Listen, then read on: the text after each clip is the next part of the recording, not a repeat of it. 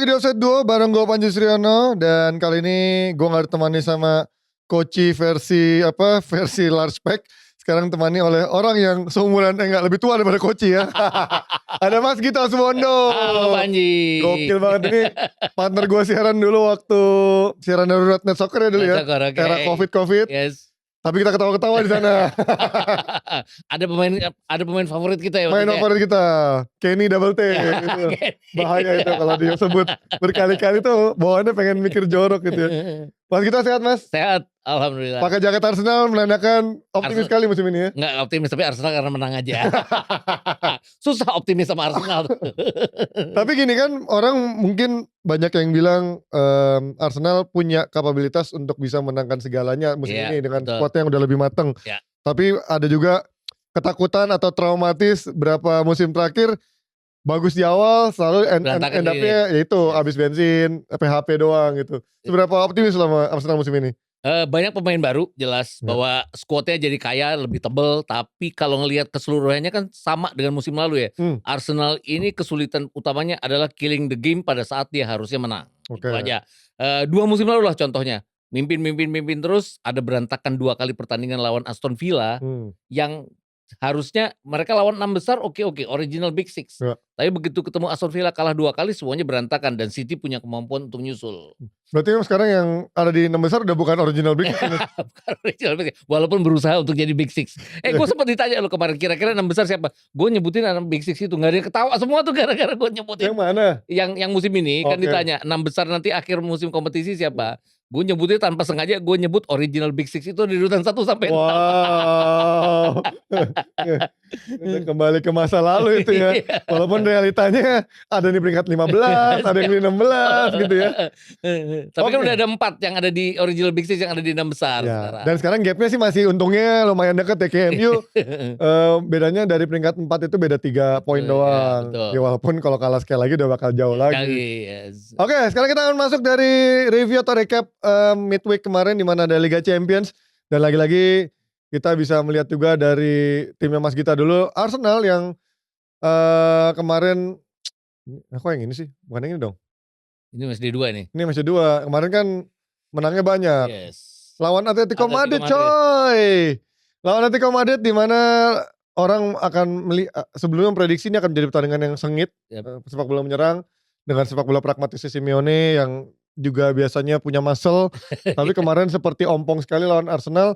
Apakah memang Arsenal yang terlalu solid atau kayak gimana Mas sekarang di bawah Arteta musim ini dengan squad yang lebih in-depth-nya, depth squadnya lebih dalam lah. Kalau ukurannya babak pertama sebenarnya agak meragukan bahwa Arsenal kelihatan solid ya. Artinya gimana? Banyak sekali sembrono-sembrononya Arsenal di belakang. Itu ada, memang gak ada shot on target dari Atletico Madrid, tapi ada 2 peluang di mana kecerobohan dari David Raya. Sempat itu kalau lebih cepat dan lebih akurat itu Atletico Madrid bisa bikin gol lebih dulu dan bisa bikin semua plan jadi berantakan. Tapi memang agak aneh dengan pendekatan dari Simeone kok nggak kayak main force keras, nggak juga berusaha parkir bis seperti biasa. Jadi itu memudahkan Arsenal untuk masuk ke daerah pertahanan mereka dan itu dibuktikan di babak kedua. Tapi tetap dari 4 gol kan 2 datang dari set piece. Betul. 1 tendangan bebas, 1 corner. Tetap aja open play aja. Jadi gue tuh tepuk tangan waktu 2 gol dari open play itu. Tapi nggak tepuk tangan waktu golnya dari set piece. Tapi kan lagi-lagi Mas artinya set piece itu kan kalau kita lihat kadang-kadang iya, kadang-kadang enggak gitu. Kadang-kadang masuk, kadang-kadang enggak. Tapi kan di bawah Arsenal ini menunjukkan sekarang set piece sudah kayak menjadi sebuah senjata yang kalau orang dulu mungkin 50%, sekarang mungkin bisa 70-80% orang deg-degan bakal jadi gol gitu. Iya, betul. Tapi balik-balik lagi di Liga Champions mungkin karena pertandingannya jarang ya. Artinya one off match gitu loh. Apalagi nanti masuk sistem gugur. Tapi di pertandingan yang konsisten kayak Premier League lah contohnya. Lawan Fulham kemarin. Mereka menang 1 gol dan gak datang dari set piece juga. Artinya kalau mereka mentok set piece-nya itu mereka bisa berantakan. Itu aja yang gue khawatirin. Karena musim lalu kan jelas Liverpool kenapa ngelajunya cepet karena Arsenal berapa kali ketahan imbang. 14 kali loh mereka draw gara-gara set piece-nya gak jalan sama sekali. Dan kalau kemarin ngelihat dari rotasi yang dilakukan oleh Arsenal kayak Lewis Kelly ada di sisi kiri, Martinelli juga sekarang menjadi starter lagi.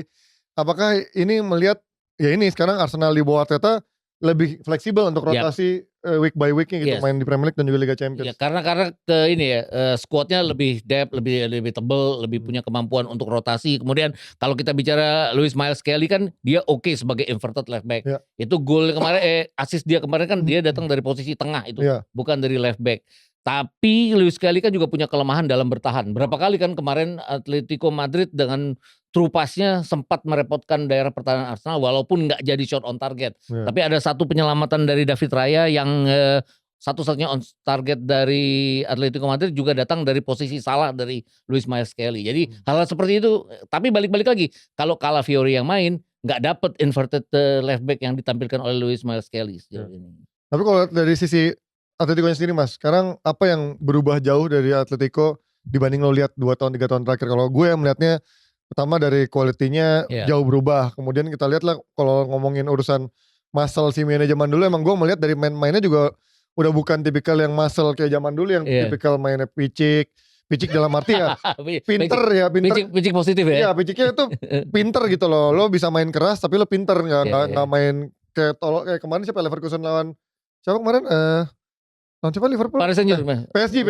Itu menurut gue kan stupid banget ya. Betul. Robert Enrich melakukan sikutan yang lu di era teknologi ada VAR, ada kamera di mana-mana, even dari netizen bisa dari tribun bisa ngelihat lo, masih ada orang berani nyikut sevulgar itu kan. Artinya di Simeone yang sekarang gue gak melihat ada pemain yang punya karakter seperti itu gitu. Jadi beda banget ya. Itu kesulitannya mereka pada saat mereka berhadapan dengan lawan-lawan yang midfieldnya oke kayak Arsenal ya. Betul. Artinya mereka akan ketekan terus, mereka juga nggak bisa pressing untuk merebut bola. Itu kan kelihatan kemarin. Tapi balik-balik lagi, pemain-pemain ini kan lebih sabar untuk operan-operan. Dan kalau mereka lebih sabar dan berhadapan dengan lawan yang nggak kuat kayak Arsenal di tengahnya ya, mereka bisa aja masuk ke daerah pertahanan lawan. Atau tim lawannya lagi kolaps seperti waktu mereka menang 5-2 lawan Real Madrid itu kemarin. Itu juga kaget sih, orang ada yang percaya sih dia bisa menang 5-2 kan. Jadi kalau lu baru bangun ngeliat skornya, ini apa-apaan sih Real Madrid? Ini gak kebalik nih Real sama Atletico-nya gitu kan. Tapi kan kelihatan waktu dalam pertandingan mereka sabar, mereka tunggu Real Madrid yang masuk kemudian mereka hukum. Dan kemarin tuh mereka nggak dapat karena Arsenalnya solid di belakangnya cukup solid juga, bahwa nggak ada yang bisa tembus kecuali beberapa kali kecerobohan dari David Raya sendiri. Dan balik lagi sedikit ke Arsenal Mas, tentang si pemain topeng atau superhero topeng Gyökeres. Ya gue sih ngelihat golnya sebenarnya bukan gol yang bisa membuat kita, mungkin sebagai fans Arsenal tepuk tangan atau bangga gitu. Cuman kadang untuk seorang striker yang struggling, 2 gol itu adalah sesuatu yang bisa menaikkan percaya diri ke depannya kan. Tapi itu gue lihat sih masih belum gayanya Gyökeres. Iya kan, dia kan cuma tap in doang gitu kan, bola-bola scrimmage ya. Dia kan 3 kali golnya di Premier League juga 1 tap in, 1 penalti, 1 memang gol aslinya dia waktu lawan Leeds ya. Hanya itu gol aslinya dia. Ya, kemarin kan 2 kali dia diberi kemudahan. Kalau lihat gol pertamanya dia itu scrimmage di kotak yang dia memanfaatkan dengan sangat baik. Kemudian set piece lagi itu kan dari Gabriel Magalhaes yang dia hajar pakai bagian depan ininya ya, muscle-nya bagian depan. Tapi balik-balik lagi, nggak setiap saat dia bisa melakukan itu. Berhadapan dengan lawan-lawan di Premier League yang mengunci dia agak kerepotan. Ya ujung-ujungnya dia cuma bisa bermain ke kiri, bermain ke kanan untuk membuat rekan-rekannya masuk dari posisi tengah. 8 pertandingan di Premier League atau 9 ya sekarang? Udah 9 dia ya. Udah apa proyeksi lo tentang Gyökeres? Apakah dia is it the right person? Apa striker yang didambakan Arsenal sama Arteta selama ini? Atau lo masih meragukan? Mungkin harus tunggu 1 musim ya sampai bisa dilihat. Tapi kan gini, belum apa-apa orang udah bilang kita punya teori Angri baru. Itu masih jauh banget. Jauh sih. Jauh lah kalau teori Angri lah. Untuk jadi siapa Adebayornya belum tentu. Gitu makanya itu yang repot ya adalah, tapi Arsenal seenggak-enggaknya sekarang punya striker yang bisa diandalkan untuk nomor 9. Setidaknya kalau dia tidak bisa bikin gol, dia bisa melebar ke kiri ke kanan jadi tembok, ataupun karena dia memang kelihatan kuat sekali. Contohnya waktu lawan Fulham kemarin dia harusnya ada 2 gol itu, tapi dia nggak bisa manfaatin. Itu kalau itu jadi gol, itu akan jadi gol khasnya dia. Ya we'll see lah Gyökeres apakah ini hanya butuh waktu aja, apalagi sekarang udah mencetak gol tambahan di Liga Champions, membuat dia semakin percaya diri dan pastinya pressure-nya buat dia berkurang ketika bermain di Premier League, atau justru ya dia butuh waktu karena ternyata kalau di Premier League lebih secara pressure-nya, secara permainan timnya, intensnya lebih berat daripada dia bermain di Champions League ya. Iya, orang mengharapkan dia kayak Haaland ya, masih lama ya. Jauh lah. Apalagi dia umurnya udah mau di menuju 30, Haaland masih lebih muda. Oke, kita pindah dari Arsenal dan Atletico Madrid juga. Ini ada laga gila antara Leverkusen tadi yang sempat gue bahas sama PSG. Ini gue cukup surprise ya ngelihat bagaimana PSG bermain bereaksi ketika even dia juga udah kartu merah pun dia tetap masih bermain dengan gayanya sendiri juga gitu. Ini gue agak aneh dengan Leverkusen ya. Maksudnya gini, oke, Andrich bikin sebuah dalam tanda kutip ketololan yang nggak perlu ya sebenarnya sampai harus mensikut gitu. Tapi kan kalau dilihat mereka hanya main 10 orang, nggak lama kemudian kan PSG juga main 10 orang. Sebenarnya Zabarnya juga agak blow on juga. 2 kartu kuning itu menurut gue bener-bener menunjukkan kelemahan dia sebagai back sih itu menurut dia. Dan kalau lihat seluruhnya Doué, kemudian Nuno Mendes juga bisa kemana-mana untuk melakukan hal yang yang benar-benar merepotkan pertahanan dari Leverkusen sendiri. Jadi jauh sekali berbeda dengan Leverkusen yang kita kenal dari 1-2 musim yang lalu itu. Ya emang lagi pula dari sisi talent poolnya jauh banget sih. Iya memang betul. Pengganti kayak Andrich aja kan bukan ada pada posisi aslinya gitu, walaupun dia di real on the fieldnya dia sebenarnya maju ke tengah kan, bukan jadi back murni juga. Tapi dari sisi backnya juga udah kehilangan Jonathan Tah, terus juga udah kehilangan si Florian Wirtz, nggak ada Frimpong juga, strikernya pun juga udah ganti. Jadi emang nggak gampang gitu ya. Even kipernya kan udah bukan kiper utama gitu kan. Si Flecken ini jelek banget menurut gue. Flecken tuh kemarin dari mana aja di shoot masuk gitu kemarin. Dan kalau gue ngeliat kan kita lihat PSG ya, oke luar biasa musim lalu kalah di final World Cup tapi lawan Chelsea, tapi dia membaik lagi di Liga Champions. Kemudian sebelumnya kan dia juga mengalahkan Barcelona away waktu itu 1-2. Tapi nggak nyangka juga sih mereka bisa bikin gol ke gawang klub Bundesliga. Kalau ini klub dari Yunani 7 gol dari masalahnya. Eropa Timur oke, tapi ini 7 gol ke gawang klub Bundesliga yang selama 2 musim ada di papan atas Bundesliga, walaupun dengan formasi yang sekarang jauh menurun dibandingkan dengan 1-2 musim lalu. Ya, dan gue juga cukup surprise sih. Emang Enrique itu sepertinya udah gak peduli nama besar, dia lebih peduli orang yang cocok masuk dengan skemanya gitu kan. Karena kalau lihat di benchnya dia kan sebenarnya ada striker yang secara nama lebih besar pada main gitu kan. Ada si Gonzalo Ramos terus juga di backnya mungkin ada pemain yang udah kenyang pengalaman, Lucas Hernandez juga bukan menjadi pilihan utama di saat mereka ada pemain kayak Zabarni yang menurut gue juga gak begitu bagus-bagus amat, walaupun ya dari si umur memang lebih muda ya. Even Cavalier aja kan kalau dibandingin sama Donnarumma head to head sebenarnya jauh lah. Gue sekarang masih menjadi misteri buat gue apa alasan PSG segitu sama Enrique segitu cepet-cepet pengen buang Donnarumma. Gue gak ngerti punya Donnarumma lu pengen dibuang tuh gimana. Dan kalau gue ngelihat musim lalu di Liga Champions mereka juara karena Donnarumma loh.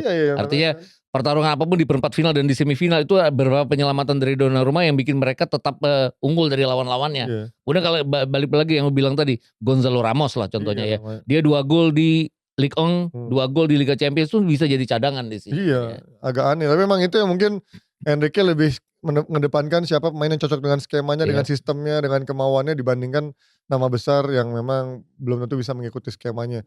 Oke, dari Leverkusen dan juga PSG kita pindah ke ini juga menarik. Inter dong, enggak ya? Inter, emang lu nonton Mas? Kalau gue nonton jelas. Gue bangga dengan Inter, tapi ya gak penting lah kemenangan Inter ini. Gue nonton rekamannya loh, kenapa? Wah ini kok ngalahin Arsenal agregatnya.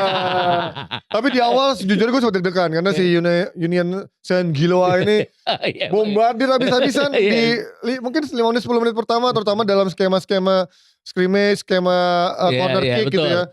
Untungnya Sommernya udah bukan Sommer yang di awal musim agak sedikit shaky, tapi Sommernya udah makin top. Tapi ya backnya ini menurut gue masih sangat fragile. The Vrij menurut gue udah hampir lewat masa peaknya, walaupun bisa jadi rotasi, tapi The Vrij dari sisi speednya udah lambat banget. Ditambah Bisek, ini bukan material tim besar ya. Oke, rotasi oke, tapi buat gue Bisek bukanlah orang yang bisa mengcover The Vrij di saat Inter lagi dalam keadaan situasi under pressure. Sementara Bastoni kita tahu adalah back yang super modern, baru dapat bola langsung naik ke depan gitu kan.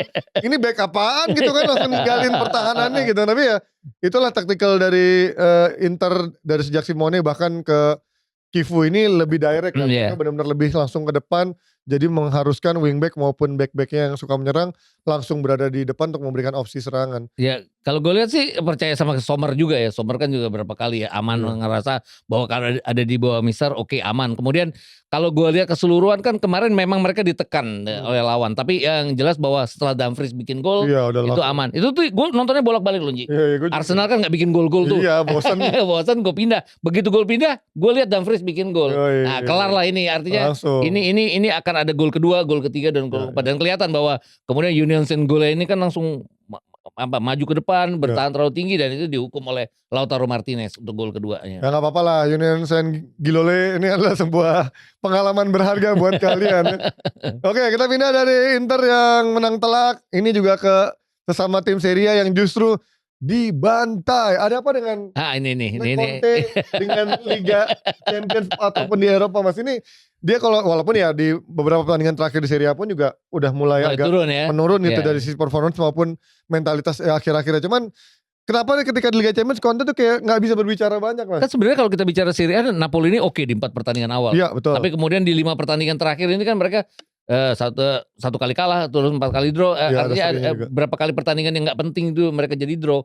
Tapi balik-balik lagi nggak nyangka mereka kalah dari Manchester City di awal. Ya. Tapi membaik di match week 2. Ya. Kalaupun kalah lawan PSV Eindhoven ya nggak 6-2 juga ya. Iya. Come on, era divisi. Lo lihat deh pemain-pemainnya sekarang udah ini siapa gitu loh. Gue tuh suka bilang ini era divisi, kelihatan hebat di lokal, tapi begitu masuk ke Eropa kan mereka berantakan. Jadi kalau kita sirup-sirup ngeliatnya ini Napoli bantai PSV Eropa. Ya kalaupun kalah gitu ya selisihnya 1 gol 2 gol ini gila banyak terus banget. Saibari bikin gol, ada gol bunuh diri. Dennis Mann itu loh. Mas buset dua gol kayak dia kemana-mana gitu. Ricardo Pepi yang biasa-biasa aja musim ini di Eredivisie juga bikin gol. Jadi Drouek baru masuk juga ya. Masuk juga bisa bikin gol. Ini gue gak ngerti sih karena lagi-lagi gue juga melihat Napoli dari yang pertandingan Serie A kemarin kan kipernya juga bukan Alex Meret kan. Iya betul. Sementara kalau kita tahu gue sempat bilang nih, gue ingat karena kipernya si Sergei Milinkovic-Savic ini kan sempat diisukan mau ke MU juga dulu kan. Yang gue bilang ini kiper mediocre banget sih. Dan bener kemarin gue lihat beberapa golnya PSV ini harusnya bisa tuh si Savic ini ngambil si Milinkovic-Savic. Tapi ya gue gak ngerti alasan pemilihannya si Milinkovic ini dibandingkan Meret. Apakah mungkin karena baru fit? Karena setahu gue Meret dari kemarin akhir pekan ada di bench gitu. Gue gak ngerti pemilihan apa. Ditambah memang Bung Giorno juga 2 pertandingan terakhir mainnya jelek. Di Lorenzo yang nyata emang udah mungkin tidak semudah dulu. Adu lari dia Mas, dikalahin gila gitu. Gue kan setelah pertandingan semuanya gue suka lihat mini highlight mini match kan. Gue sampai nyari-nyari, gue gak lihat lain namanya, gue nyari ini De Bruyne ada gak ya? Ternyata ada loh dari awal makanya. McTominay bikin 2 gol juga kan. Dan mereka unggul dulu loh lawan. Unggul dulu, itu yang menyedihkan masalah. Iya makanya. Dan gue sempat bilang kalau McTominay yang sekarang ini sedikit terisolir, bukan terisolir ya, perannya terbagi dengan ada Kevin De Bruyne. Iya betul. Kalau menurut gue ya gue bukan pelatih kayak Conte ya, cuman menurut gue di saat dia nggak punya Lukaku, di saat dia nggak punya Holland, gue mendingan McTominay jadi kayak false nine-nya sih, karena dia terbukti dari sejak zaman dia di kotak penaltinya bagus gitu kan, daripada lu memaksakan McTominay di sisi kiri yang bukan winger, mendingan lu taruh winger yang beneran, McTominay-nya taruh di false nine dibanding lu paksa si Luka, karena Luka ini kayak striker apa ya zaman dulu ya, striker Serie A yang benar-benar mediocre gitu loh Mas, yang memang belum pantas lah main di tim besar gitu, dan dari sisi kecepatannya sangat lambat, decision makingnya juga jelek, terus juga instingnya tuh belum terasa lah, masih long way to go lah menurut gue buat Luka, kalaupun dia potensi, tapi menurut gue buat main di Napoli masih jauh lah, dan ini membuat akhirnya De Bruyne sama McTominay tuh jadi kayak perannya terbagi, karena pemain terbaik Serie A musim lalu yang memang lebih free roll ketika gak ada De Bruyne kemarin, begitu ada De Bruyne ya jadi kayak mediocre, jadi kayak seperti pembantunya dia. Iya jadi kayak pembantu, jadi kayak harus menjadi deputinya kan. Padahal kita tahu sebenarnya menurut gue sekarang waktunya McTominay yang bersinar dibandingin KDB yang menjadi pelayannya dia. Iya harusnya kayak gitu, dengan umurnya KDB yang makin senior ya. Harusnya seperti itu. Tapi balik-balik lagi, ini kan di Serie A sendiri kan baru beberapa musim, masih ada kesempatan buat mereka berubah dan segala macamnya. Kan ada tadi ya, kalau kita left wing kirinya juga tetap ada, bahwa harus diusahakan McTominay ini jadi penentu kemenangan, toh 2 gol dia bukukan di sini, dan balik-balik lagi pertahanan yang benar-benar harus diperhatikan. Gila lo kemasukan 6 gol lawan tim yang memang di papan atas Eredivisie, tapi kan Serie A dan Eredivisie kan jomplang ya. Beda 4 ya kalau nggak salah. Iya beda 4 itu. Iya rankingnya kalau nggak salah divisi 6 deh di UEFA deh untuk liganya kan. Ya ini sebuah pukulan telak buat Conte yang langsung buru-buru mau masuk tunnel salaman, tapi untungnya dia masih mau salaman ya, bukan yang langsung kabur ke tunnel untuk nggak salaman. Kalau orang bilang lawannya 10 pemain, enggak, Luka tuh baru kartu merah menit 76. Jadi jangan usah alasan, emang hancur aja, lagi hancur di Napoli. Mungkin butuh waktu ya, Conte kan punya mentalitas yang kuat ya, kita lihat bisa bounce back apa enggak ya di sini. Dan gak gampang ya, karena lawannya juga berat weekend ini ya. Iya, lawannya Inter coy. Ini pasti gue nonton karena akan menguntungkan AC Milan itu yang siapapun yang hasilnya gitu kan. Oke, kita pindah dari Serie A yang bermain di Liga Champions. Ada lagi gak sih tim besar di Nggak ada. Ini sebelumnya? Oke. Ini yang hari kedua. Sekarang kita hari kedua. Ini ngomongin hari kedua, sebenarnya nggak begitu banyak big match ya, tapi ya ada satu yaitu Real Madrid Juventus yang menurut gue ya secara golnya cuma 1 gitu, jauh banget. Bellingham lagi ya. Di hari pertama 43 gol, di hari kedua cuma 19 gol.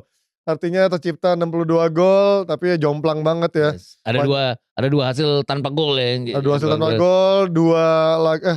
Iya bener, 2 laga. Terus ada yang cuma 1-0, ada yang 2-1.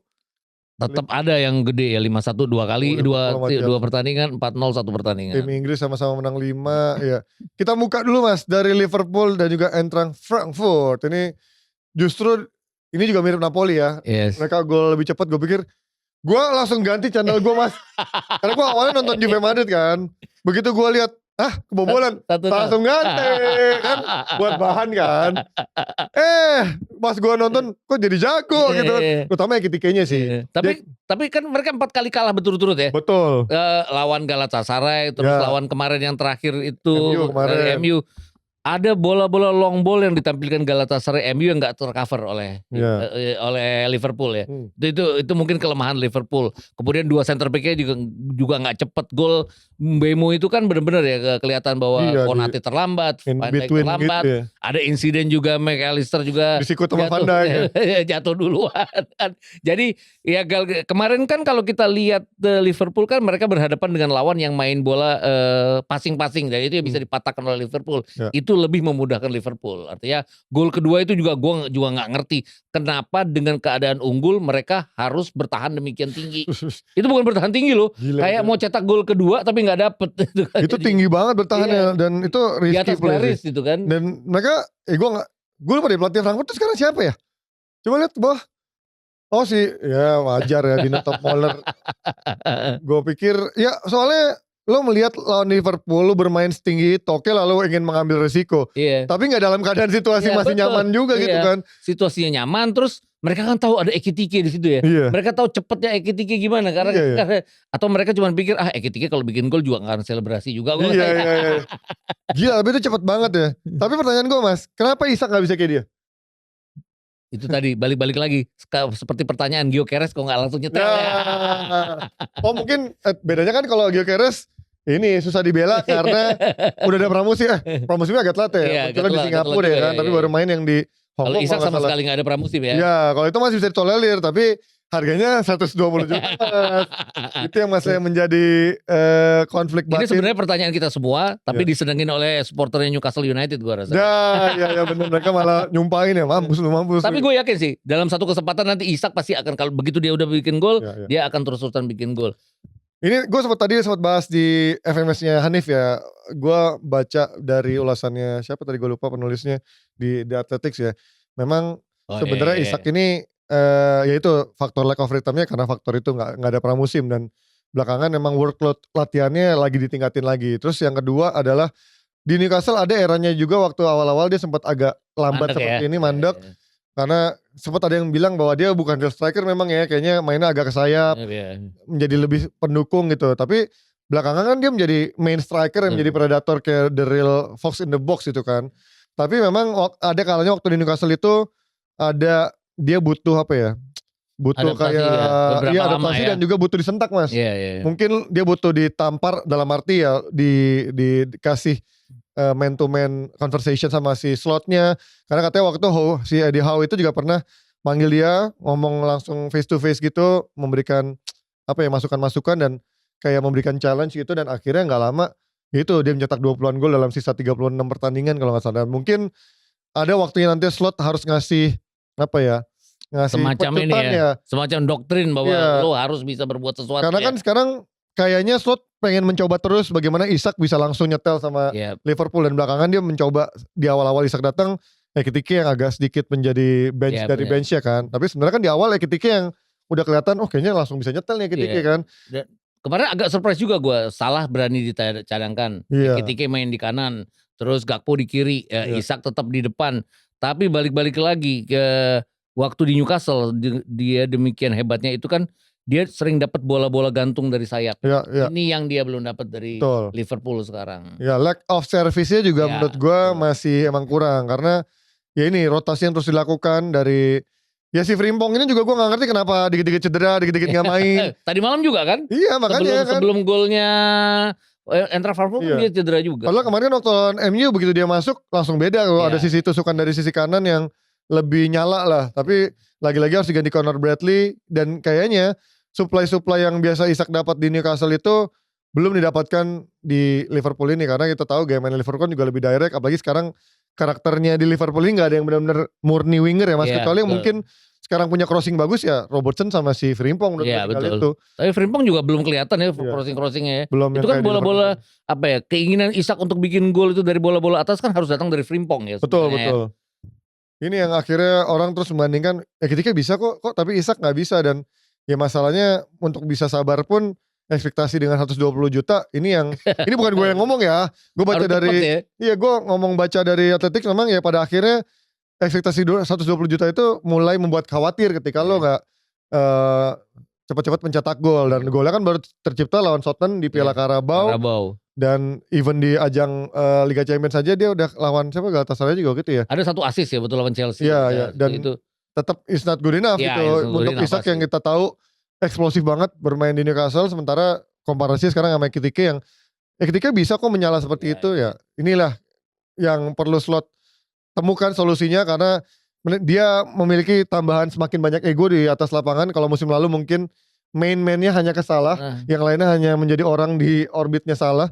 Sekarang udah 120 juta 2 orang gitu kan. Ada Florian Wirtz yang dicoba diakomodir, ada Isak yang coba diakomodir, belum Ekitike juga. Jadi emang nggak gampang buat Slot untuk bisa ngejel. Ya mungkin hanya faktor waktu di atas lapangan. Repotnya adalah gini, di Newcastle dia diberi banyak waktu. Kenapa? Angkanya nggak gede. Betul. 120 juta. Lu itu harus 3-4 pertandingan nyetel. Nah itu yang gak gampang gitu. Itu yang gampang. Apalagi kan kita tahu Haaland 60 juta doang. Iya. Nyetel langsung dari musim pertamanya gitu kan.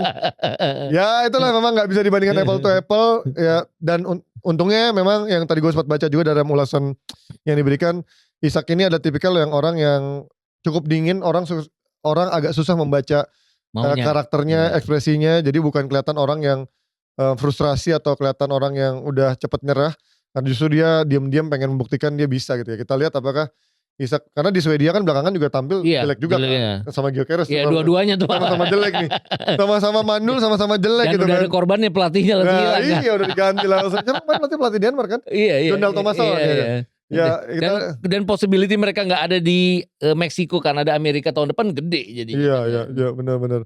Dan lagi-lagi juga kemarin Gakpo mencetak gol yang seharusnya mungkin dia golin kemarin lawan MU ada 4 peluang bersih nggak jadi gol dan sekarang dia bisa mencetak gol lagi. Sebenarnya gue nggak melihat ada isu dalam distributor golnya Liverpool karena sepertinya semuanya bisa mencetak gol kan, dari semua lini pun bisa mencetak gol, tapi memang in the terms of crucial moment ini yang sekarang membedakan Liverpool musim ini dan musim lalu. Mereka mungkin di awal-awal liga musim ini mereka 5 pertandingan 5 kemenangan ya. Ya dan itu juga banyak yang di late winner goals kan. Nah sekarang mereka susah tuh kelihatan seperti itu dalam beberapa pertandingan 4 pertandingan sebelumnya dan kemarin udah membuktikan nanti sekarang mereka udah bisa right on the track lah gitu. Gue juga agak aneh dengan Arne Slot adalah tidak cepat ya masang Chiesa ya. Kalau dalam keadaan yang urgent banget mereka ketinggalan, dia nggak cepat pasang Chiesa. Kemarin agak mengagetkan. Babak kedua langsung dia ganti Isak dengan Chiesa. Dan memang Chiesa membuktikan ya dia oke.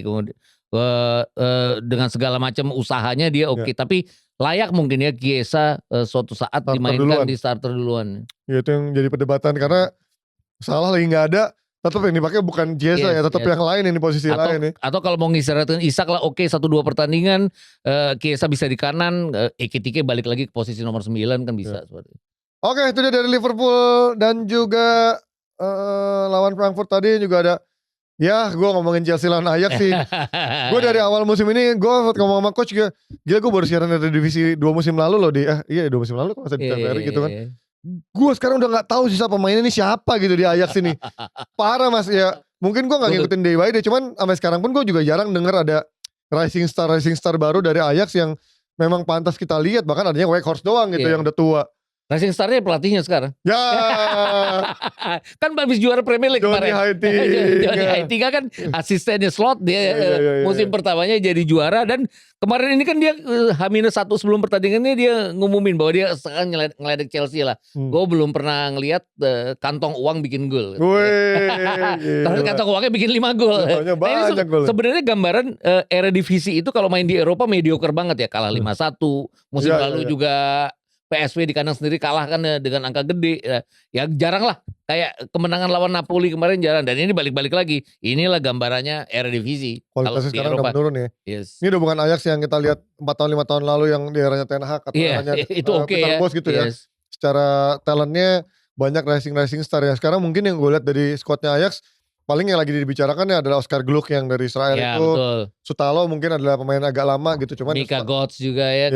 Kalau di Eredivisie Kenneth Taylor gitu ya. Kenneth Taylor juga menurut gue ya tahu-tahu aja mas. Kayak gelandang bule pada umumnya aja gitu kan. Kenneth Taylor itu kan, Kenneth Taylor itu kan musim lalu kan demikian luar biasanya. Dibilang dia top scorernya Ajax, hampir top scorernya Eredivisie. Tapi golnya berapa jumlahnya? Iya jumlahnya. Dan dia hampir bawa Ajax jadi juara. Walaupun disalip PSV Eindhoven. Tapi ya udah di Eredivisie doang. Vibesnya cuma di Eredivisie doang. Dan ketika lo kembali mengandalkan striker tua seperti Weghorst, ini menunjukkan bahwa Belanda sedang tidak baik-baik saja. Mau itu liganya, mau itu timnasnya yang ujung-ujungnya dia memakai seorang Depay lagi yang dari bermain di Liga Brazil kerjanya mau berantem mulu sekarang sama pemain Liga Brazil ya. Sementara Chelsea ya ini dengan banyak pemain banyak cedera, anak muda sekarang ya. Banyak anak muda, banyak pemain yang ibaratnya darurat kayak Marc Guiu yang akhirnya ditarik lagi karena dia kemarin kekurangan krisis striker. Jackson dipinjemin, terus si Guiu sempat dipinjemin akhirnya ditarik lagi. Delap cedera, Cole Palmer cedera, backnya juga banyak yang cedera. Sekarang udah mulai balik lagi, Fofana lah, Tosin lah. Ini akhirnya Maresca punya banyak opsi lagi untuk bisa mainkan skuadnya dengan skema yang dia mau kan maksudnya. Kalau kita lihat kan beberapa pemain membuktikan ya, Estevao contohnya ya. Bagus Estevao sih. Estevao jauh, tapi nggak yakin juga di Piala Dunia akan bersinar ya. Asik, kalau Brasil mas. Ini kan gambarannya. Brasil tuh cuma punyanya Estevao, Vinicius Junior, Rodrigo. Yang apa ya, oke secara individu tapi nggak nyetel secara tim itu aja. Tapi di Chelsea, Estevao buktiin. Bagus ya. Ada Joao Pedro juga gitu ya. Ya balik ini kenapa mereka sekarang ada di papan atas. Itu juga kenapa ini kan original Big Six yang selalu keluar dari Big Six ya. Tapi sekarang pelan dia masuk di di radar zona Champions, zona Liga Champions. Iya pelan-pelan tapi pasti ya. Walaupun memang dengan skuad yang sempat investasi yang sempat diragukan banyak pihak ya karena belinya banyak, nama-namanya nanggung semua racing star.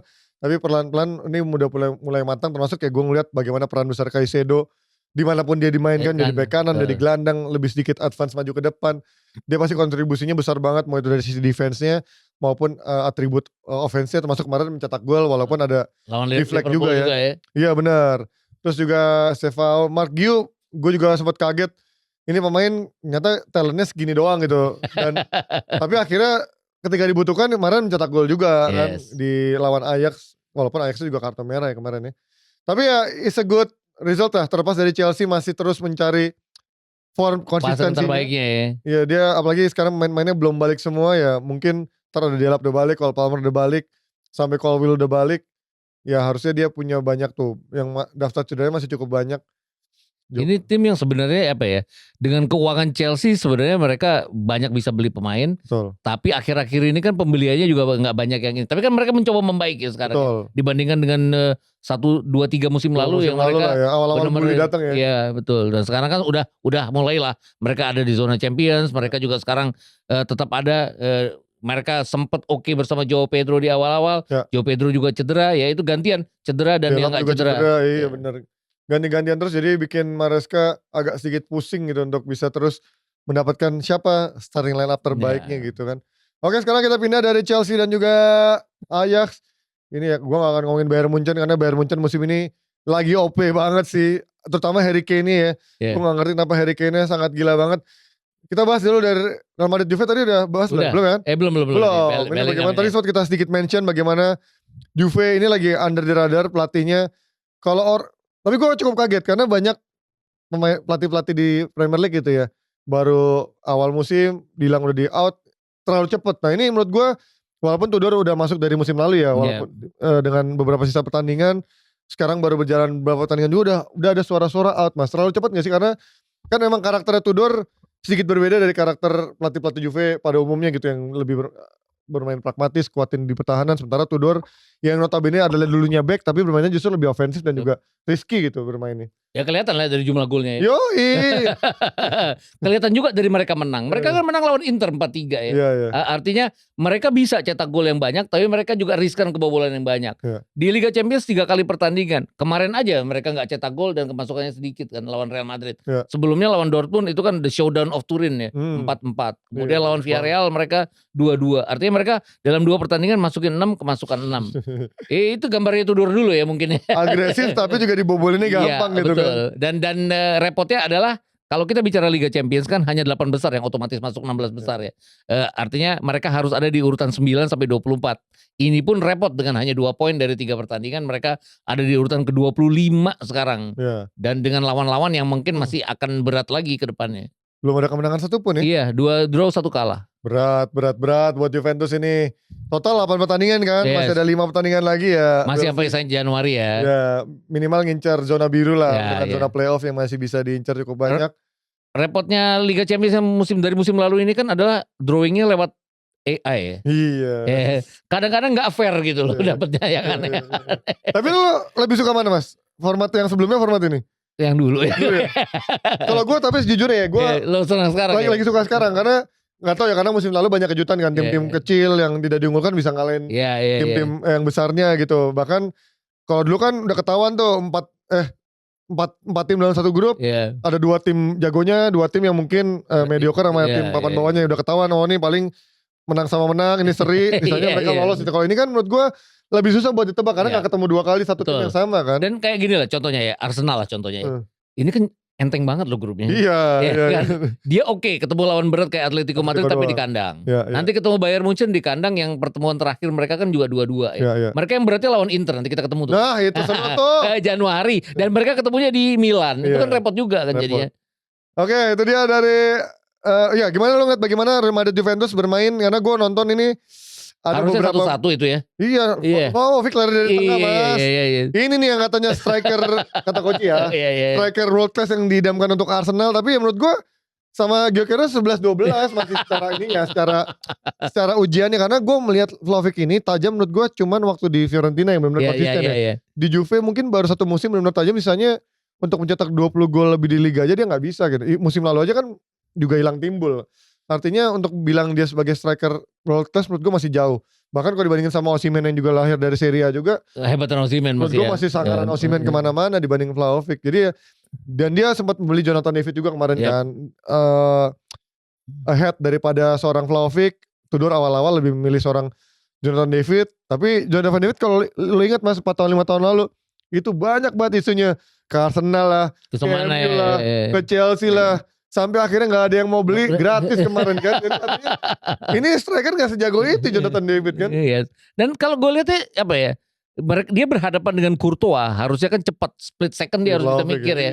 Ya kemarin itu kan peluang dia untuk nyamain kedudukan ya. Ya realnya adalah mereka draw di pertandingan itu, walaupun tetap repot dengan 3 poin di 3 pertandingan dan gak dapet sama sekali. Artinya Real Madrid 1 dari 5 tim yang mendapatkan poin sempurna di 3 pertandingan awal ya. Dan gue juga kemarin menyayangkan sebenarnya dari golnya Madrid itu juga ya, terlepas dari Madrid cukup dominan dari sisi peluangnya, tapi golnya Madrid itu sebenarnya nggak perlu terjadi kalau misalkan backnya si Lloyd Kelly ini lebih sigap mengawasi pergerakan Bellingham, karena awalnya mereka man to man, begitu bolanya rebound ke kiper, ya kan lo harusnya tetap menempel orang yang lo jaga, dia malah ngeliatin bola yang kayak berharap kipernya bisa mentalin bola nih, tapi akhirnya membuat Bellingham dalam posisi kosong yang menurut gue kehilangan poin yang sangat krusial lah buat Juventus ini. Harusnya dia bisa mempertahankan seri lah minimal dibanding dia kalah lawan Madrid yang kemarin juga dari sisi efektivitasnya nggak begitu efektif, karena kemarin kipernya cukup bagus sih di Gregorio tuh. Oke, ini dia dari Madrid dan juga Juventus. Ada apa lagi? Nggak ada ya, tim besar. Gue kemarin sempat nonton sedikit Marseille unggul Paixão kata di Greenwood di sana. Keren itu golnya. Keren, cuman ya ternyata kalah sama Sporting. Gue babak kedua nggak nonton ya, kalah ternyata. Oke, itu dia dari Liga Champions sudah kita rekap. Kita sedikit mau highlights atau preview beberapa pertandingan yang akan berjalan. Sedikit dari Premier League nggak ada ya. Big match kita cuma sedikit bahas-bahas aja mana ya. Oke, Chelsea lawan Sunderland, ini mah harusnya menang. Ya, seharusnya Chelsea Walaupun lah Sunderland ini. kemarin udah back on track lagi, udah bisa menang lagi. Newcastle lawan Fulham ini ya kalau gue lihat. Newcastle baru dikalahin Brighton kemarin ya. Fulham juga baru kalah sama Arsenal.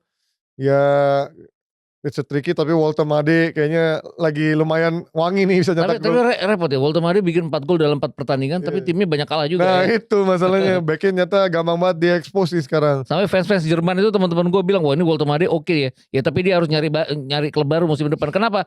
Karena nanti masuk Championship. Degradasi. Jadi kayak nonton Andy Carroll ujung-ujungnya. Terus ada tricky match juga buat MU yang lawan Brighton, yang secara permainan kita ngeri.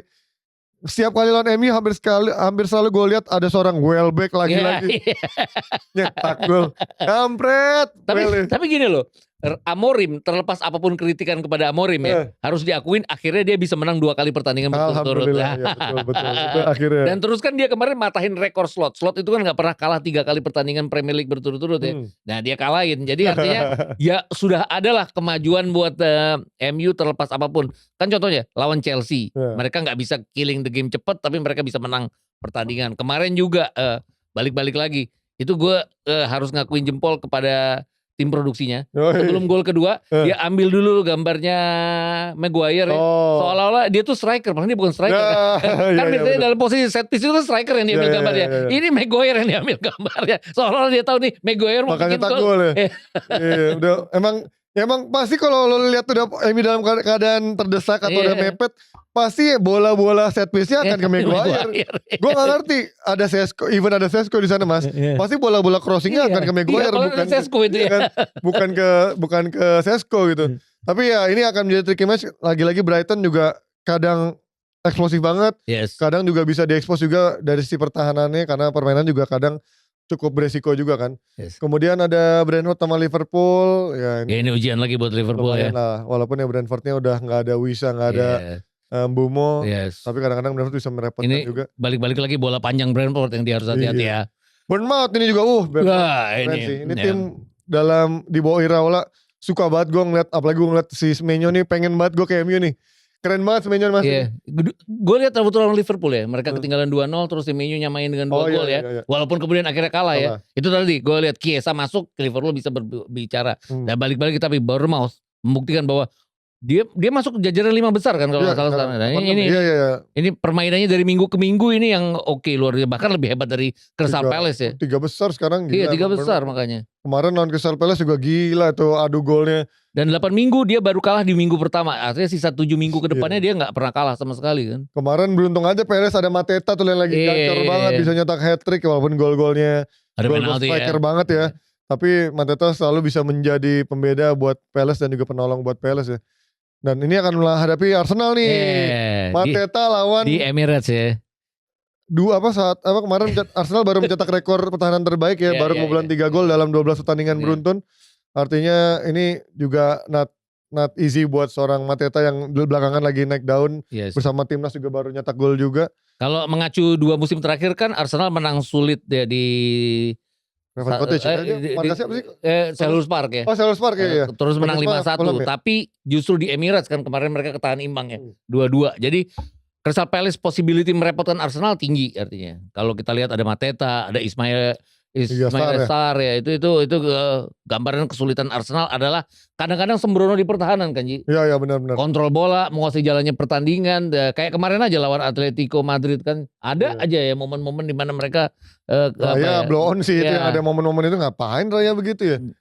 Tapi ini juga belakangan juga kita lihat Gehi ini juga lagi menjadi sorotan karena solid banget, memang cukup solid musim ini ya, makanya nggak harusnya ke Liverpool dia. Iya makanya emang itulah mengapa Arsenal Liverpool juga kayaknya butuh banget buat dia, karena Konate sama Van Dijk lagi nggak baik-baik aja. Dan secara pelapisnya juga si Leoni dibeli dari Parma kan juga cedera gitu kan, jadi penggantinya cuman sekarang siapa sih?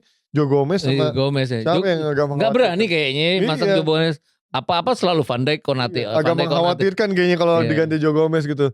Ntar ini ada Adam Wharton juga di gelandang, ada Jeremy Pino nih yang ibaratnya sempat menjadi rising star dari La Liga, dari Villarreal nggak salah ya dulu ya. Terus kalau kalian main F1 juga pasti tahu Jeremy Pino pasti akan menjadi pemain world class yang bisa dimainkan di Football Manager harganya juga mahal, dan ada Mateta. Lawannya ya kemarin juga Arsenal ada rotasi-rotasi sedikit ya, pasti juga ntar kiri mainin Martinelli lagi atau menurut lo akan Gua siapa? bilang akan Trossard dulu Trossard dulu ya. Trossard dulu. Ini pasti akan ada rotasi juga. Tapi nggak tahu. Kemarin kan mereka cepet banget ya narik Gabriel. Iya. Karena mereka unggul cepet, mereka berani, Arteta berani tuh narik Gabriel. Baru 71 menit ya udah ditarik ke Eze. Setelah pindah dari Crystal Palace belum juga membuktikan ya. Iya. Belum terlalu membuktikan di posisi manapun dia belum membuktikan. Dia lebih sebagai sekarang jadi pembuka ruang aja ya, bikin chances created bukan sebagai eksekutor gitu ya. Ada satu jasanya lawan Manchester City. Iya, betul itu dia. Itu kejelian dia lah pokoknya. Dan ini dia lawan mantan klubnya. Yoi, ini akan diuji ya. Yes. Oke, ada game apa lagi? Nggak ada, Villa Manchester City ya, gitulah. Selama Haaland cetak gol aman buat City. Villa baru menang ya kemarin. Iya, kemarin baru menang, kaget sih gue. Villa bisa menang begitu ya, walaupun gol-golnya gol-gol spektakuler dan juga individual individual skill ya, bukan dari open play yang memang based on skenario gitu. Tapi dari week ketiga ya, waktu Manchester City kalah 2 kali berturut-turut lawan Tottenham, lawan Brighton ya kalau nggak salah. Iya. Gue bilang ini Manchester City sekali menang dia akan ngerepotin yang lain-lain ya. Dan kelihatan loh sekarang, artinya mereka masih 16 poin, 3 dari Arsenal, tapi mereka 9 poin aja bisa mereka uber loh, 12 poin bisa mereka uber, 3 poin sih urusan gampang buat mereka. Ya even ini menurut gue City terburuk dalam City ya semenjak dipegang Pep gitu ya, tapi ya tetap City terburuknya masih segini levelnya. Bukan City ke peringkat 15-16 gitu ya.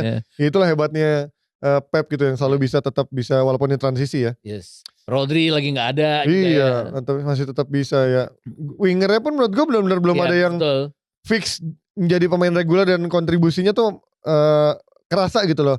Savinho kemarin bagus sih, 2 pertandingan terakhir menurut gue bagus. Nico Lewis kemarin Liga Champions juga cukup bagus.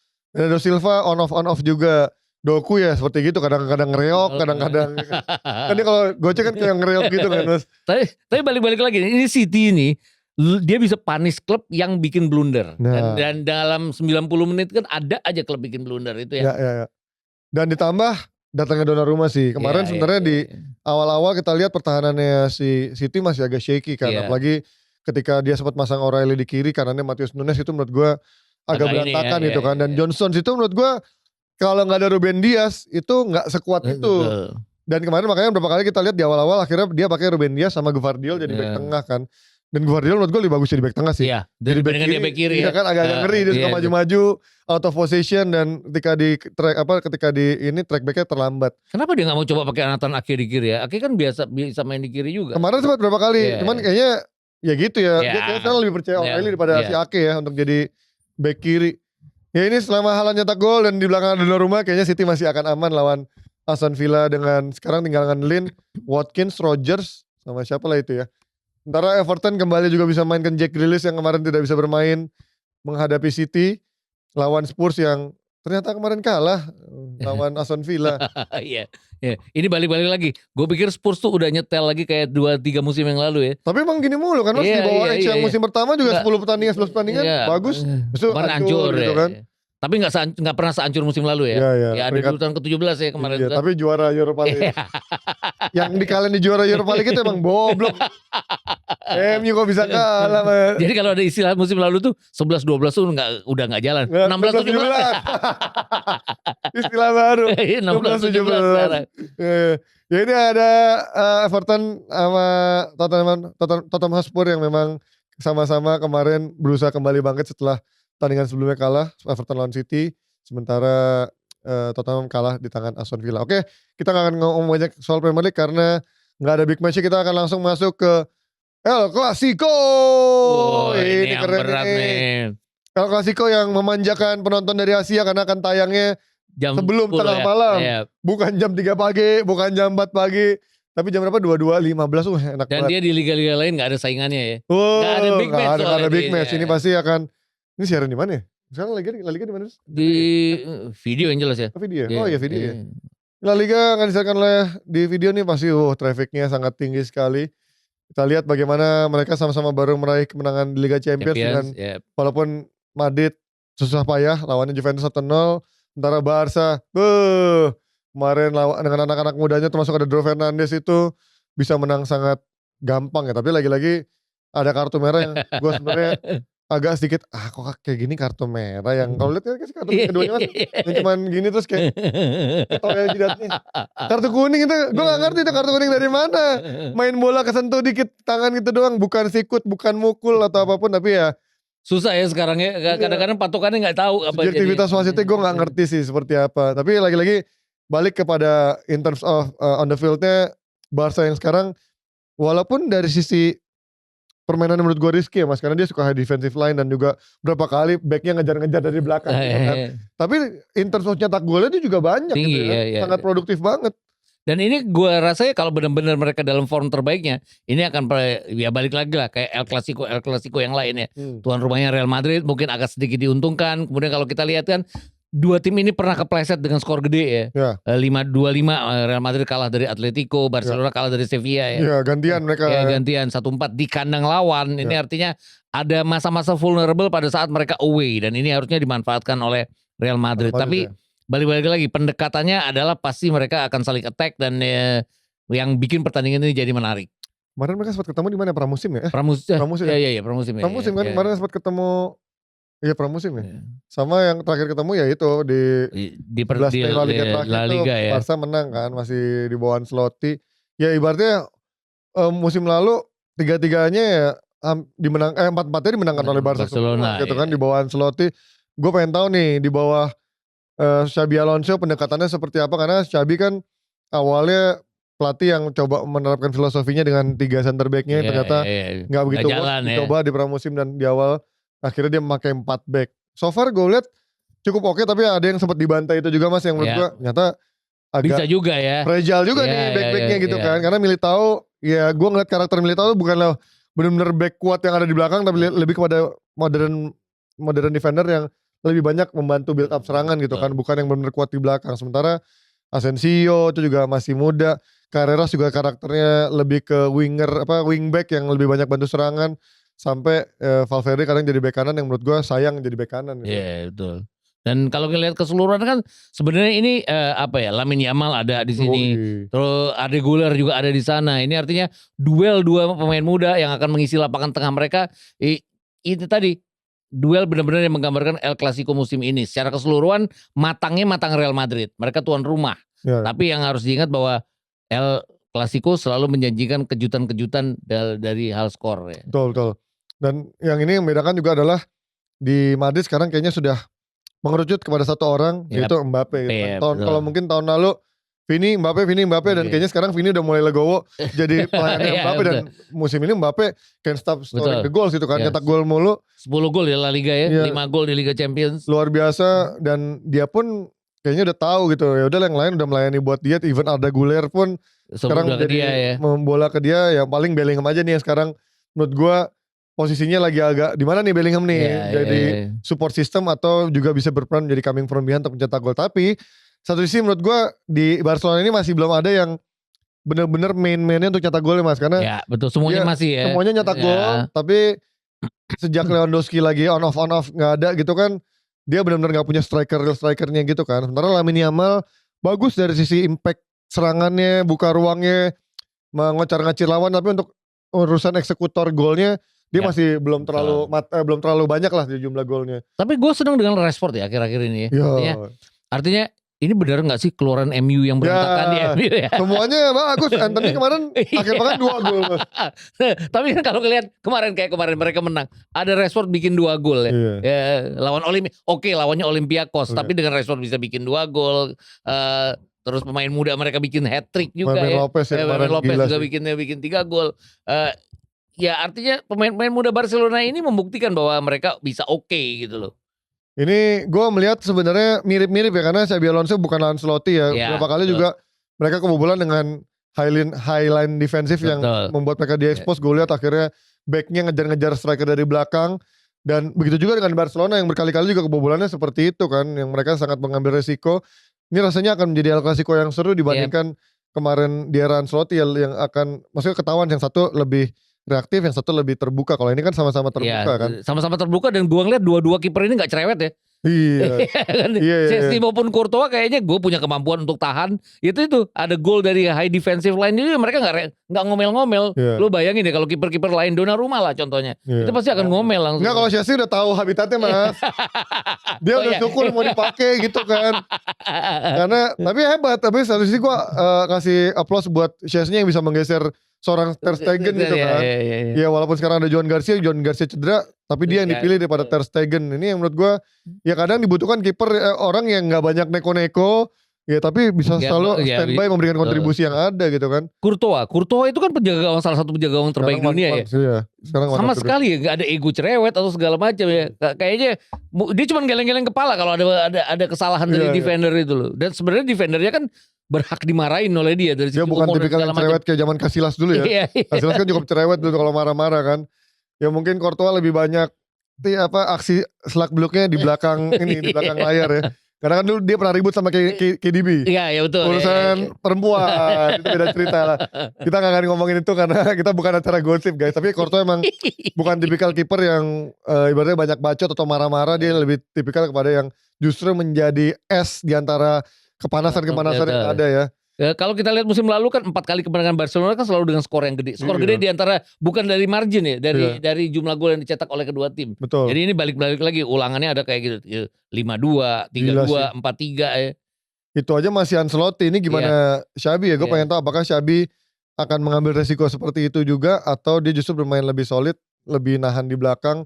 Karena dengan formasi 4 back ini sih rasanya dia juga gak akan ngambil resiko. Karena menurut gue secara quality backnya individunya dia gak begitu kuat secara individualnya. Apalagi kalau dia masang Trent Mas. Makanya Trent tuh lagi cedera apa enggak sih? Abis cedera ya dia. Iya kan kayaknya ini orang juga belakangan. Masih ada gak dia di daftar? Oh kan? Oh masih. Ya kan karena apalagi kalau Trent ada waktu itu even Trent jarang jadi starter juga gitu. Jadi ya. Dia banyak juga ya cederanya. David Alaba cedera. Carvajal cedera. Nah musim lalu juga permasalahan utamanya ini. Backnya banyak cedera. Ya di awal-awal musim ya. Ya akhirnya si Tchouaméni juga jadi back tengah lah gitu. Agak sedikit memaksakan. Tapi juga Barca juga tidak ada Gavi, Lewandowski, terus Dani juga Dani Olmo. Ya kalau Hansi Flick juga gak bisa ada karena kemarin kartu merah kan. Ya menurut lo Mas prediksi siapa lebih unggul? Apakah karena Madrid di kandang? Gue sih masih bilang Madrid ya tahun ini ya.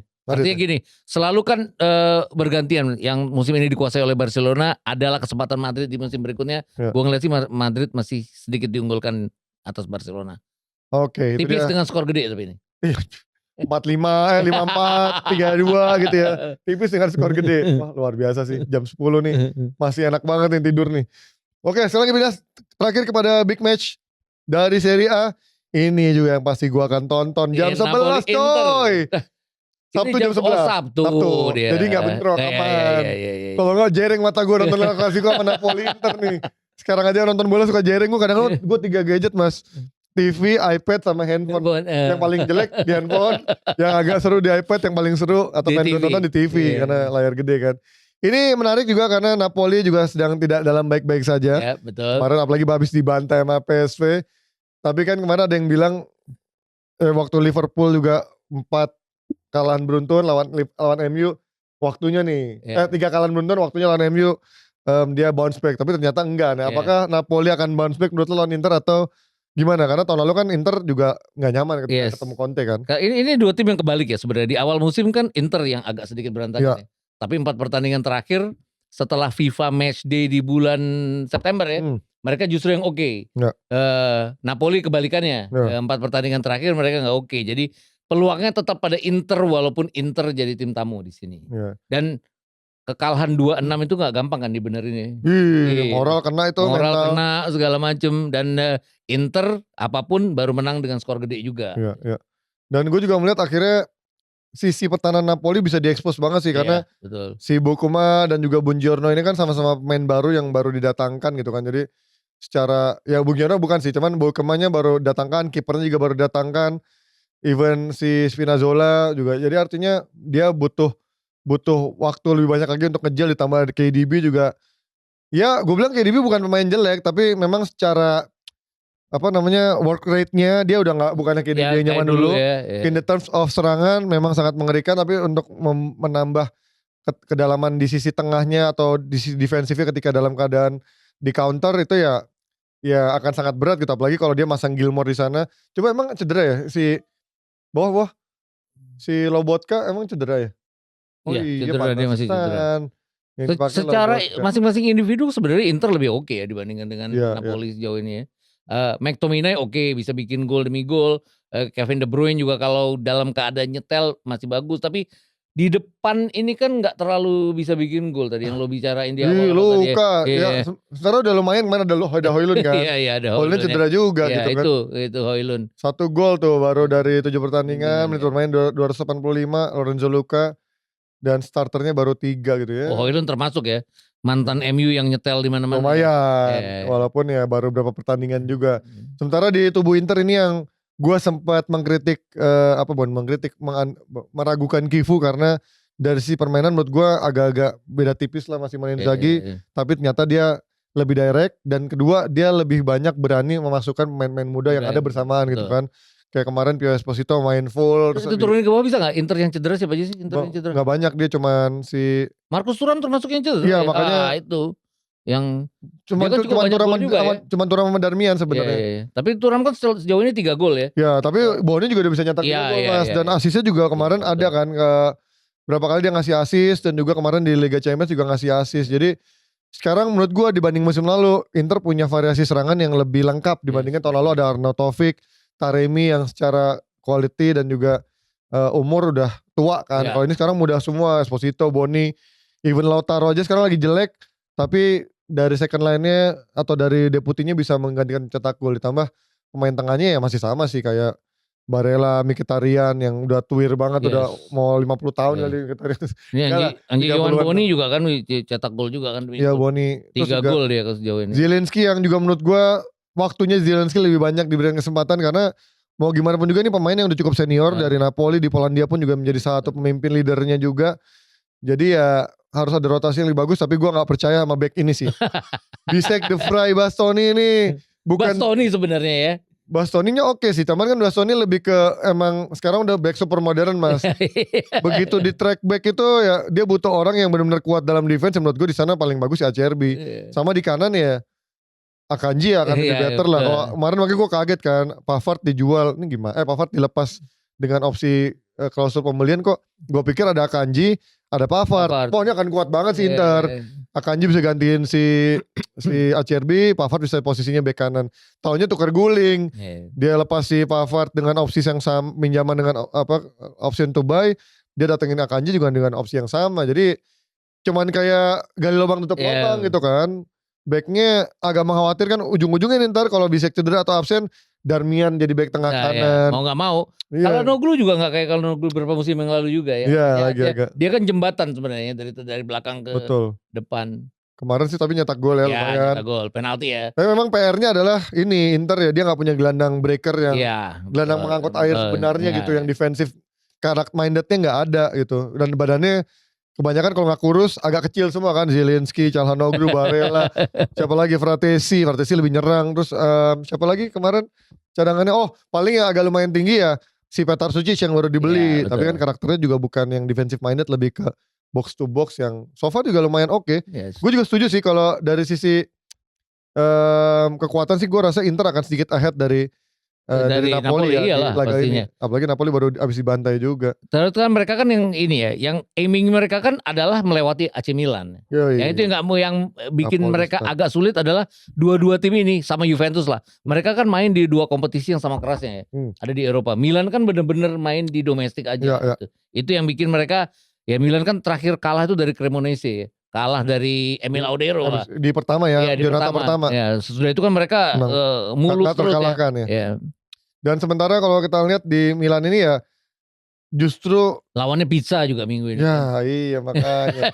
Kalau Inter ketahan nih enak banget dia. Tapi kaget gak lo Mas Milan dengan, ini kalau gue lihat ya Milan, kalau yang gue merem, yang benar-benar punya bisa dibilang nama ya Modric sama si Rabiot ya. Sisanya kan siapa ini, Bartesaghi gitu kan. Waktu awal dia kalah sama Cremonese, terlepas dari penyelamatan Emil Audero berapa kali ya.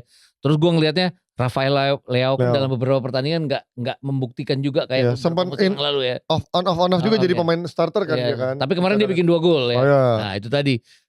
Gue lihat lah teman-teman gue yang Milanisti ya, tiap weekend, hari Minggu kalau mereka main Sabtu atau Senin kan langsung teriakannya adalah di WhatsApp grup itu Kapulista kayak udah lama enggak. Udah lama enggak ya. Iya. Udah lama enggak. Dan secara ini ya, Modric terlepas apapun kan membuktikan bahwa dia oke ya di umurnya yang udah tua gitu kan. Untuk dia holding the oke. ball-nya gila dia. Iya betul.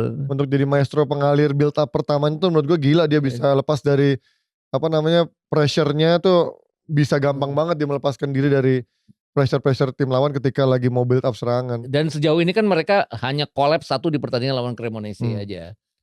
Dan ini menurut gue ya ini gue harus kasih poin kredit plus buat Allegri sih. Iya, betul. Orang bilang katanya Allegri udah habis lah di Juve, kemarin dibully-bully kayak apa zaman dia di Juve.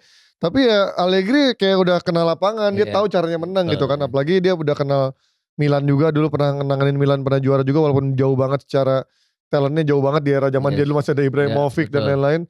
Tapi ya so far ya so good gitu. Dengan menurut gue nih ini squad yang sama sekali nggak layak untuk menjadi squad juara menurut gue ya secara talent ya. Tapi kalau sampai Milan bisa juara menurut gue ini jeniusnya Allegri sih, luar biasa. Tapi secara kedalaman squad kan gue masih memilih Inter ya sampai sejauh ini ya. Iya, ini bukan karena ngomong sama lu Nji. Enggak. Tapi karena lu harus tahu ini kan cadangannya siapa? David Odogu, Conny De Winter, Emmanuel Salah, Cereyomul Valentin. Lagi baca doa lu gimana? Maksud gue susah banget gitu. Gue untuk ngelihat talentnya aja menurut gue Milan menurut gue parah banget, makanya tanpa bermaksud merendahkan hati buat para fans Milan, tapi kalau kita ngomongin realistis aja, memang secara squad kalian mungkin di peringkat 4 atau 5 lah dibandingin Inter, Napoli, even Juventus ya, sama Roma gitu kan. Tapi kalau mereka bisa sampai ada posisi ini menurut gue ya satunya mungkin karena kedatangan Modric sama Rabiot yang sangat krusial menurut gue, ditambah yaitu Allegri bisa memaksimalkan potensi pemain yang ada. Gitu. Iya, Ruben Loftus-Cheek lah contohnya ya. Iya. Di Premier League kan juga biasa-biasa aja ya. Di sini kan dia bisa bukti, walaupun dia lagi cedera juga ya sekarang. Dia lagi cedera juga dia. Pulisic cuma sekarang lagi bagus lagi, walaupun kemarin juga sempat absen lagi. Tapi ya ini kita akan lihat apakah ini honeymoon period aja di awal buat Allegri karena dia comeback lagi untuk Milan, atau dia bisa menjadi title contender cukup konsisten sampai akhir musim nanti. Oke, itu dia dari Offside 2 kali ini, udah sejam gila ngomong sama kita. Biasanya kita dulu sekarang cuma setengah jam udahan. Ini 1 jam Mas, cukup lama karena tapi banyak ngomong yang lucu-lucu. Ya, itu Mas agak bahaya ya. Untung KPI nggak nonton kita waktu itu Mas. Untung waktu itu juga netizen lagi nggak separah, belum separah zaman sekarang lah. Dan untung pemainnya nggak ada di sini. Padahal tuh pemain Belanda loh ya. Pemain Belanda, Kenny Double T. Terus sekarang main di Premier League juga buat Fulham, bahaya. Ada juga lagi yang double T dari Shakhtar juga kan, yang orang Brazil bukan yang Belanda. Agak bahaya emang si double T itu. Oke, itu dia Mas Gita. Terima kasih udah hadir dari dua. Jangan kapok-kapok, ini pandit senior yang sudah makan asam garam sejak zaman kemerdekaan ya. Zaman revolusi, pahlawan revolusi. Lahir tahun berapa Mas? Gue 65. Tahun 65. Ya, itu dia. Jadi kalau kalian sudah nonton film PKI, nah ini lahir di zaman PKI. Mantap Mas Gita, masih tetap eksis, masih tetap sehat, masih tetap aktif, dan juga pasti bisa memberikan knowledge buat para anak-anak muda yang memang menyukai sepak bola Mas ya. Thank you. Thank you Mas Gita. Oke, kita ketemu lagi di Offside 2 minggu depan. Sampai ketemu. See you and I see you. Bye bye.